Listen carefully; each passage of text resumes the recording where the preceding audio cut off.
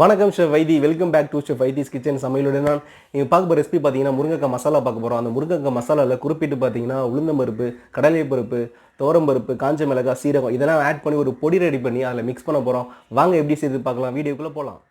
முருங்கைக்காய் மசாலாவுக்கு தேவையான பொருட்கள் பார்த்துடலாம். முருங்கைக்காய் 3, தக்காளி 2, வெங்காயம் 2, துவரம்பருப்பு 1 டேபிள் ஸ்பூன், காஞ்ச மிளகாய் 3, கடலைப்பருப்பு 1 டேபிள் ஸ்பூன், உளுந்து 1 டேபிள் ஸ்பூன், தேவையான அளவு கொத்தமல்லி, தேவையான அளவு கருவேப்பிலை, ஜீரகம் 1/2 table spoon, chilli powder 1/2 table spoon, மல்லித்தூள் 1 டேபிள் ஸ்பூன், மஞ்சள் தூள் 1/2 டேபிள் ஸ்பூன். தாளிக்க ஃபஸ்ட் நம்ம வந்து முருங்கைக்காய் மசாலாவுக்கு பார்த்திங்கன்னா நம்ம வந்து ஒரு பொடி ரெடி பண்ணுறோம். உளுந்து, கடலைப்பருப்பு, துவரம்பருப்பு, காஞ்ச மிளகாய், ஜீரகம் இது நாளையுமே நல்லா வறுத்துட்டு அந்த பொடி பண்ணி நம்ம ஆட் பண்ணுவோம். எப்படி செய்து பார்க்கலாம் வாங்க. பேன் காஞ்சிச்சு. இப்போது உளுந்து 1 பை 1 வறுத்து எடுத்துங்க. மொத்தமாக போட்டு வறுக்க வேணாம். அப்போ தான் அந்த உளுந்து தனித்தனியாக வறுத்தா தான் அந்த ஃப்ளேவர் நல்லா இருக்கும் நம்மளுக்கு. ஃபஸ்ட்டு உளுந்து வறுத்துக்குவோம். இதான் ரோஸ்ட் கோல்டன் ஃப்ரை ஆகும், நல்லா கோல்டனாக ரோஸ்ட் ஆகணும்.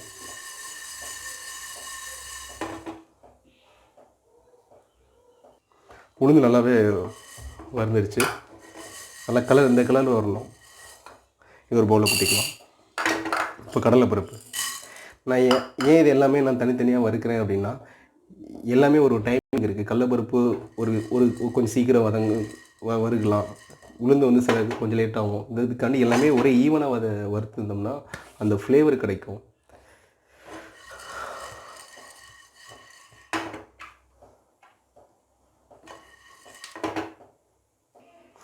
கடலைப்பருப்பும் நல்லா வறுந்துடுச்சு. பவுல் போட்டிங்க. இது கூட துவரம்பருப்பும் நல்லா வறுந்துடுச்சு. ஒரு பவுலில் போட்டுடலாம். இப்போது மீதி இந்த காஞ்ச மிளகாய், இந்த ஜீரகம் ரெண்டையும் வறுத்துடலாம்.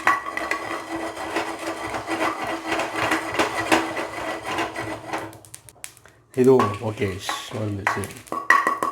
பவுலை சேஞ்ச் பண்ணி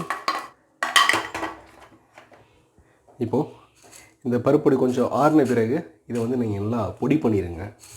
பொடி பண்ணி பவுட்ரு மாதிரி ரொம்ப நைஸாக அரைக்காமல் கொஞ்சம் குறைன்னு அரைச்சி பவுட்ரு எடுத்துக்கலாம். நான் எப்படின்னு காமிக்கிறேன். இந்த மாதிரி பவுட்ரு அரைச்சி எடுக்கணும். ஒரு எப்படி இருக்கணும்னா அந்த இட்லி பொடி இருக்குல்ல அந்த அளவுக்கு அரைச்சி எடுத்துக்கோங்க. ஆன் பண்ணிக்கலாம். கடாய் காஞ்ச பிறகு தேவையான ஆயில் ஊற்றிக்கோங்க.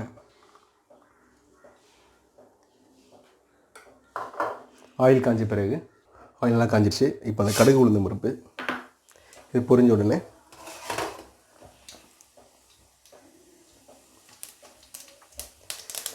வெங்காயம் 2 வெங்காயம் நல்லா வதங்கணும். அரவேக்காடு வந்தால் போதும். வெங்காயம் ரொம்ப ப்ரௌன்லாம் ஆகணும்னு அவசியம் கிடையாது. அப்போ தான் அந்த மசாலா அந்த கிரன்ச்சி கிடைக்கும் உங்களுக்கு. வெங்காயம் நல்லா ஒரு 50% நல்லாவே சத்தே ஆகிடுச்சு. இப்போ இது கூட தக்காளி,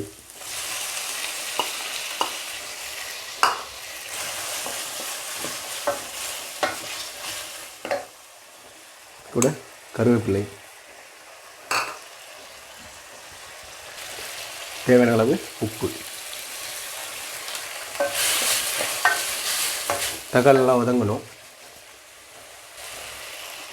தக்காளி வெந்துடுச்சு. இப்போது மஞ்சள் தூள், மல்லித்தூள் நல்லா மிக்ஸ் பண்ணிக்கோங்க. இது கூட நம்ம அரைச்சி வச்ச பொடி இருக்குல்லவா அதை ஆட் பண்ணிக்கோங்க.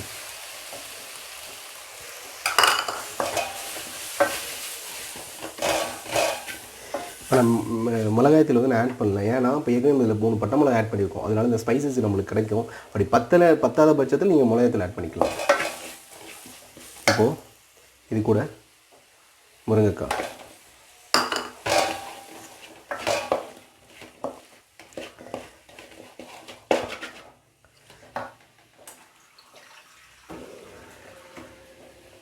கொஞ்சமாக ஒரு 50 ml 100 ml தண்ணி. இப்போ நீங்கள் ஸ்பைசஸ் அந்த சால்ட்லாம் கரெக்டாக பார்த்துங்க. சீசனிங் கரெக்டாக செக் பண்ணிக்கோங்க. இப்போ முருங்கைக்காய் வந்து வேகணும். முருங்கைக்காய் நல்லா வேகணும், கொஞ்சம் கொதிக்கட்டும். நல்லாவே கொதிக்குது. நீங்கள் சிம்மில் வச்சுட்டு ஒரு 5 to 10 நிமிஷம் மூடி போட்டிங்க அப்படின்ட்டும்போது சூப்பராக வெந்துடும். 10 நிமிஷம் கழிச்சு ஓப்பன் பண்ணி மிக்ஸ் பண்ணிக்கோங்க. நல்லாவே வெந்துடுச்சு முருங்கைக்காய் மசாலா ரெடி. ரைஸ் கூட பிடிச்சி சாப்பிட்றதுனால ஓகே, தோசைக்கு ரொம்ப சூப்பராகவே இருக்கும். ஒரு சூப்பரான முருங்கைக்காய் மசாலா ரெடி பண்ணியாச்சு. ஒரு பவுலில் சேஞ்ச் பண்ணிடலாம். இது கூட கொத்தமல்லி ஆட் பண்ணிக்கலாம். பவுலில் சேஞ்ச் பண்ணிடலாம்.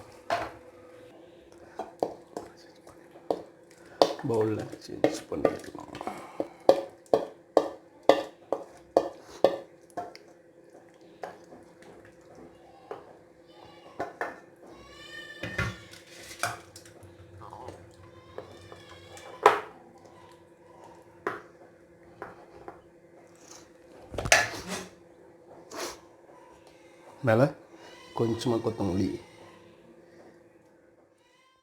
இன்றைக்கி ஒரு சூப்பரான முருங்கைக்காய் மசாலா பார்த்தாச்சு. குறிப்பிட்டு அந்த பொடி போட்டு எப்படி பண்ணணும் பார்த்துட்டோம். எப்படி இருக்குன்னு ட்ரை பண்ணி பார்த்துட்டு எனக்கு கமெண்ட் பண்ணுங்கள், ஷேர் பண்ணுங்கள், லைக் பண்ணுங்கள், சப்ஸ்கிரைப் பண்ணுங்கள், அதெல்லாம் பெல் பண்ண கிளிக் பண்ணுங்கள். நாளைக்கு ஒரு சூப்பரான ரெசிபியில் மீட் பண்ணுறேன். Thanks for watch video. See you, bye bye.